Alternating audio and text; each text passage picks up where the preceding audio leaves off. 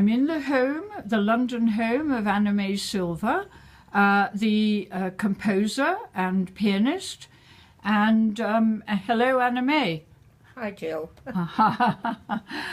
We've known each other a very, very long time. In fact, we met in way back in the 60s in Manchester. Now, Anna Mae, how did you get to Manchester all those years ago? Well, when I was about 19, I came with my aunt and uncle to Manchester. They invited me because my uncle was on a sabbatical for a year. So I went with them and eventually came to Manchester after traveling for 4 months. Right. And he was a professor of music, did you say? No, he was a professor of economics. Uh-huh.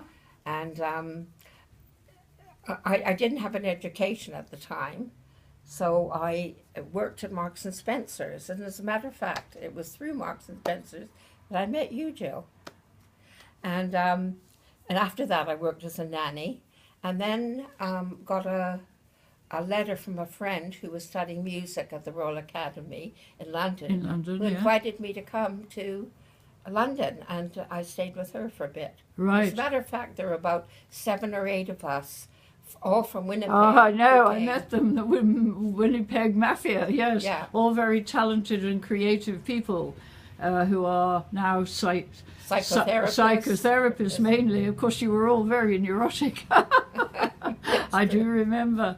Okay, well, Anna Mae, you then appeared on the jazz scene. How did that happen exactly? Well, as a matter of fact, you were the first one who introduced me to jazz. I do, you know. Well, you introduced me to modern jazz. Right. I always loved jazz, and my father and I shared that interest and that passion, and he also played piano.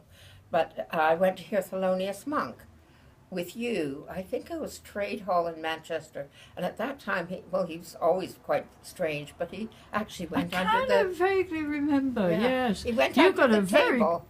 You got a very good memory. Well, it was memorable for me, because that was my first introduction to jazz. Yeah. And then after that, when I lived in London, I lived right down the road from the Colahern pub and the Troubadour. That's right, and that was a major jazz hub. Yeah. In the cellar, if I recall. It was in the cellar, and I think it's still going. Yes, it is. I used to in go... Earl's Court. Yeah, that's right. And I used to go every week on a Sunday to the Troubadour, and they got you collecting the door money, yes? Yes, because I was there every week. And then what happened is, from that one day I had, now I remember, I wrote my first little piece of music when I was about 8 or 9, and my music teacher took me to her music teacher because she liked the piece. And then when I was 12, I used to play a little bit for fashion shows, and I wrote another piece. Well... That was back in Winnipeg. That was in Winnipeg. And when I came here, I was sharing a flat with a friend called Seema, also from Winnipeg. And somehow Jackie Edwards was over at the house. He wrote the song Keep On Running. And my friend Seema said, "Anyway, why don't you play this piece you wrote?" Well, I played it, and he said, "Oh, I like this piece. I'm going to record it." Nothing happened. But it got me, thinking, because I never, ever considered myself as a writer of music. And then when I went to the Troubadour, I used to hear the musicians talk about Jon Hendricks, and they all said, "Oh, wouldn't it be nice to have Jon Hendricks write lyrics for us?" I happened to meet Jon Hendricks' pianist, and I thought... And what was his name? Do you know, I cannot remember. Doesn't matter. Doesn't remember matter. His name. Yeah. But I had his phone number for some reason, because the person who I met him with had the number. So I phoned up this pianist, and I said, "Would you like to hear this piece I wrote?" But instead, Jon Hendricks answered the phone. And so... that was your good fortune. It was amazing fortune. Anyways, he told me to come over, and went over, and what happened is he wrote 4 lyrics for me, and we made demos of them. And I still have those demos. You do? I do. And he was going to record it, but it never happened. You know, it didn't happen. And that was the beginning of my writing. Right. And after that, I've left it for many years. And what were you doing? Well, I went back to school and I got O levels and A levels. I remember, yes. A degree and in a BA honors degree in psychology. Psychology, yes. Oh, humanities. It was humanities. Right. And then I did a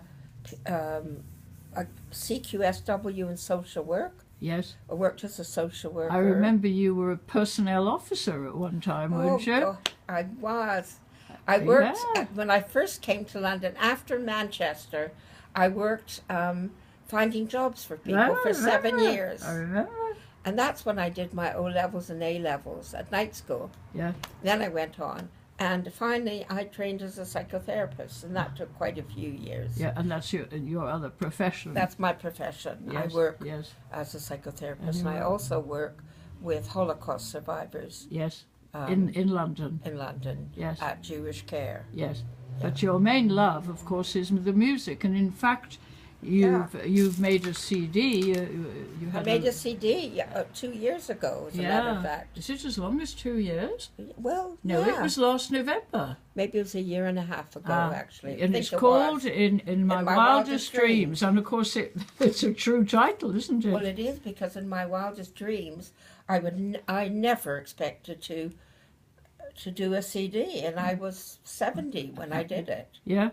Well, and Leanne Carroll is singing, and various other people. Oh, I have the most wonderful band. I have Jane Milligan, who's Spike's daughter, singing. Yes. I've got Rachel Sutton, who's a wonderful jazz singer, who's written quite a few lyrics for me.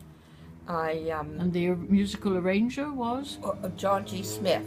Right. Who's now the musical arranger of Carol King. Carol King, beautiful. Yes. And he's done lots of other things. I also have Nina Simone's drummer, Paul Robinson, on it, and John Etheridge. And I have a fantastic ensemble. Yes, I do. Yes, yes.